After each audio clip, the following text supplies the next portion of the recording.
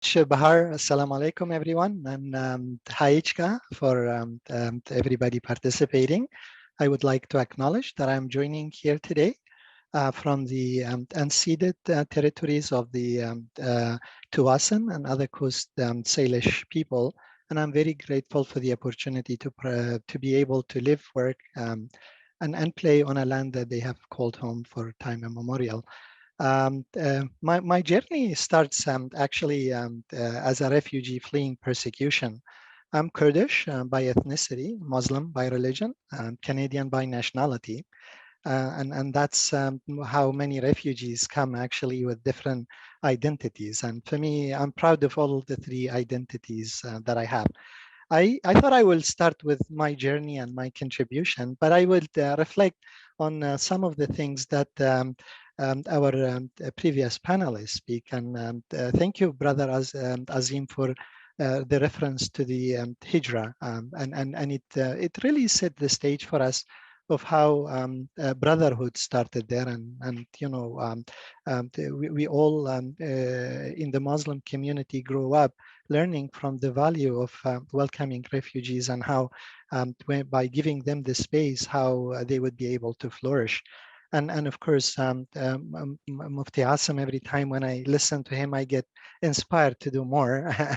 Rian was talking about the Palestinian refugees, and I have been really grateful for having the opportunity to work with members of the United Church, another private sponsorship group, in supporting the Palestinians who are members of the El Hol, who were stranded in the El Hol community. And I closely work with them to support their resettlement in BC. Elias was talking about the support giving to Kurmanji speakers, Yazidi.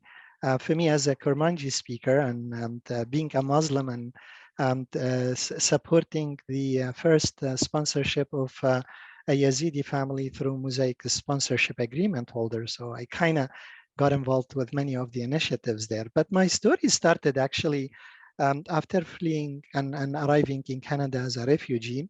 I arrived in December, and soon after I realized that ISS of BC and Chris Friesen, through his different initiative, supporting members of different communities, was organizing a needs assessment for members of the Kurdish community in the Lower Mainland. And sure enough, I participated in the event, and it was great. Great in a sense that it allowed me, as a newcomer in Canada, 2 months after arrival, to be able to facilitate a discussion at a table. And I knew right then that being able to speak English and having education there, I would be able to participate in discussion. And my journey actually started in participating at different roundtable discussions on recognizing credentials or accrediting credentials for internationally trained professionals until 2004, when Chris kindly shared a posting with me from a sister organization called Mosaic for a settlement worker position. And I started working there from September of 2004. For those who are not familiar with Mosaic, Mosaic is a nonprofit organization, one of the largest in BC and in Canada, I might say, working with a visual that together we advance an inclusive Canada. And that's really what motivated me. I knew that refugees are not really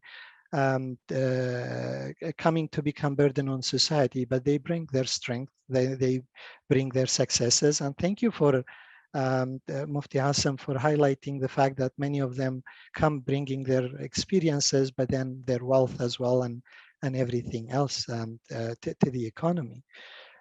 From day one working in the sector, I realized that we really could do more to include more refugee voices in the sector and in the discussion.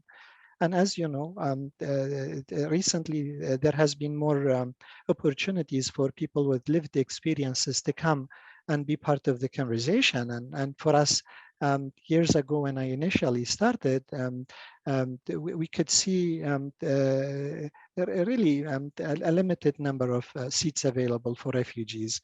if your refugees were hired by community organization, they tend to be more on the frontline work, management, upper management, executive leadership, and all this really limited with refugees. And even if you look at the political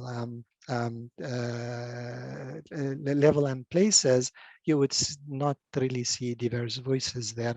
I knew that I need to do more within the organization, even though it was a refugee-led organization. Our executive director was a refugee himself who came through the WASC program that Brother Yusuf talked about. And, you know, I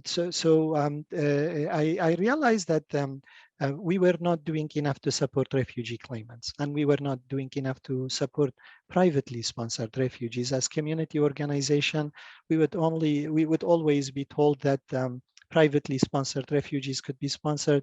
They are sponsored by sponsorship agreement holder, groups of 5 community groups, and they are the one supporting them. But as settlement organization, we had really limited programs to support them.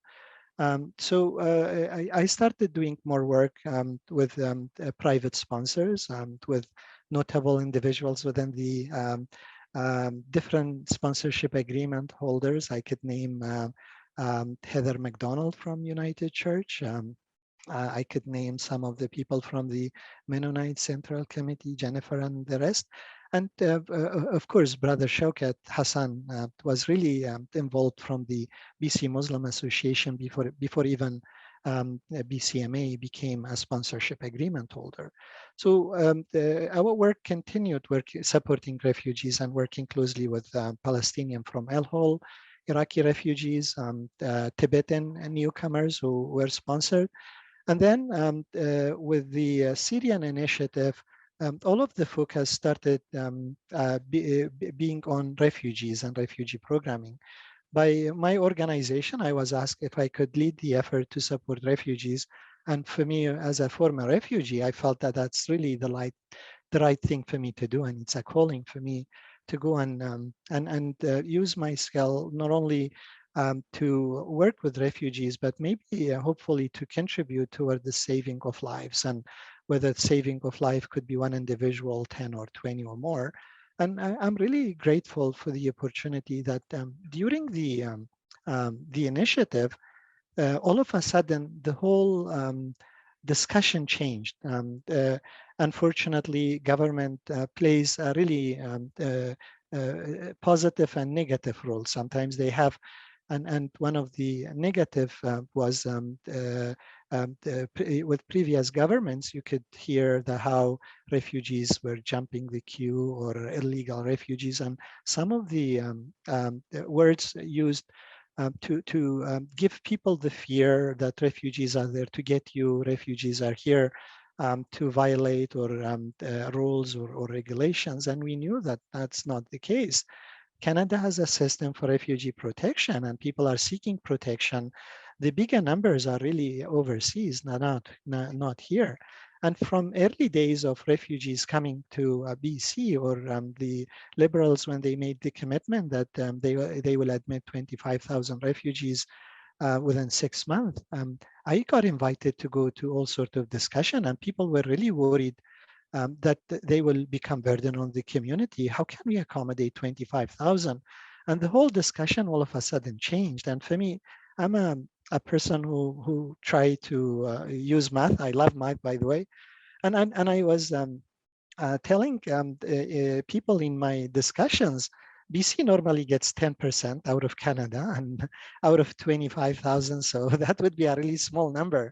And if we divide it further among the different communities in BC, then a community might get 100 or 50 people. Is that a big number? And everybody would tell me, no, actually, it's not. And then I will try to compare the number of refugees that Canada admits every year to the number of other immigrants that come, and then try to do a comparison to see whether we have a right to be afraid or not. But what impressed me throughout the discussion, that all of a sudden I could see something that I have never seen before in my life. All of a sudden, I would see a synagogue partnering with a church to sponsor Muslims. So you have a Jewish synagogue partnering with a Christian church to sponsor Muslim refugees. And that was really, it was only happening here in Canada.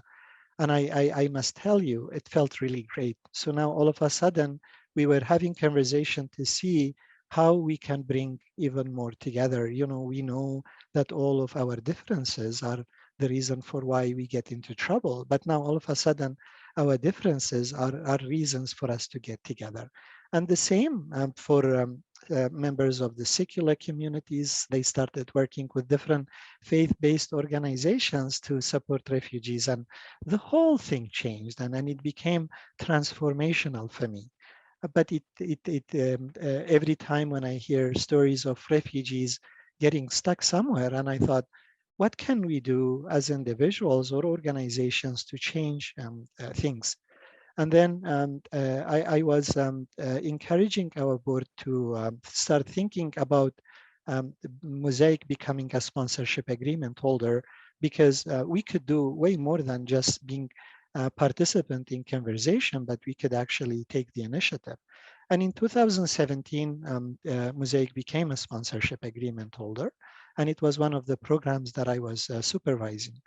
And then I heard stories of people from Dadaab and Kenya that was referenced earlier on. And can you imagine for people to be refugees for an indefinite period of time? It's terrible. And then at the same time, so we started, I will try to wrap up, but I have so many more statements to say. We started in an operation called Operation Not Forgotten to bring refugees who were forgotten on Manus and Papua New Guinea, islands offshore of Australia, a country that can do more to sponsor refugees and support them, while they took a really harsh action of turning them away. From September of 2019 until now, Mosaic submitted sponsorship application for more than 200 people. I'm really proud of that initiative that I was part of, and I'm part of now until the end of this month, but I would clearly monitor how it's going to proceed.